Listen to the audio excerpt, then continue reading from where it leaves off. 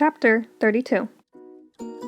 2 days later, a new kid was assigned to Group D. His name was Brian, but X-Ray called him Twitch because he was always fidgeting. Twitch was assigned Zero's bed and Zero's crate. Vacancies don't last long at Camp Green Lake.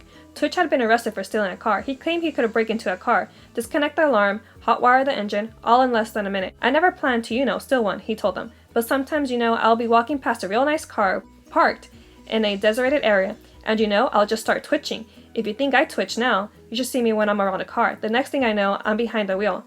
Stanley lay on his scratchy sheets. It occurred to him that this cot no longer smelled bad. He wondered if the smell had gone away, or if he had just gotten used to it. "Hey, caveman," said Twitch, "do we really have to get up at 4:30?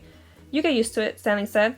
"It's the coolest part of the day." He tried not to think about Zero. It was too late. Either he made it to Big Thumb or... What worried him the most, however, wasn't that it was too late. What worried him the most, what really ate at his insides, was the fear that it wasn't too late. What if Zero was still alive, desperately crawling across the dirt, searching for water? He tried to force the image out of his mind.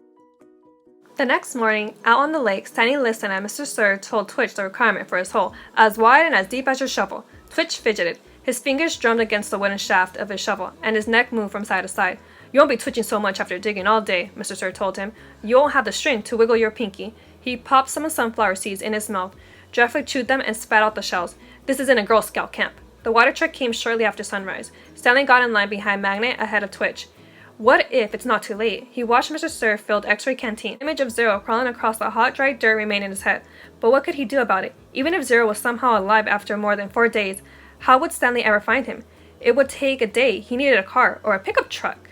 A pickup truck with a tank of water in the back. Stanley wondered if Mr. Sir had left the key in the ignition. He slowly backed away from the line, then circled over to the side of the truck. He looked through the window. The keys were there, dangling in the ignition. Stanley felt his fingers start to twitch. He took a deep breath to steady himself and tried to think clearly. He had never driven before. But how hard could it be? This is really crazy, he told himself. Whatever he did, he knew he'll have to do it quickly before Mr. Sir noticed. It's too late, he told himself. Zero couldn't have survived. But what if it wasn't too late?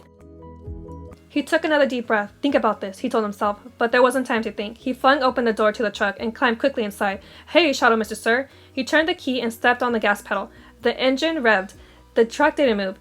He pressed the pedal to the floor. The engine roared, but the truck was motionless. Mr. Sir came running around the side of the truck. The door was still open.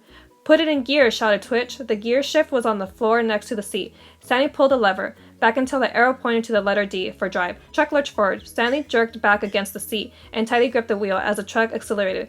His foot was pressed to the floor. The truck went faster and faster across a dry lake bed. It bounced over a pile of dirt. Suddenly, Stanley was slammed forward, then instantly backward, as an airbag exploded in his face. He fell out of the open door and onto the ground. He had driven straight into a hole. He lay on the dirt staring at the truck, which struck lopsided into the ground. He sighed. He couldn't blame his no-good, dirty, rotten, pig-stealing great-great-grandfather this time. This time, it was all his own fault. 100%. He had probably just done the stupidest thing he had ever done in his short and miserable life. He managed to get to his feet. He was sore, but didn't think he had broken any bones. He glanced back at Mr. Sir, who remained where he was, staring at Stanley. He ran. His canteen was strapped around his neck. It banged against his chest as he ran, and every time it hit against him, it reminded him that it was empty, empty, and empty.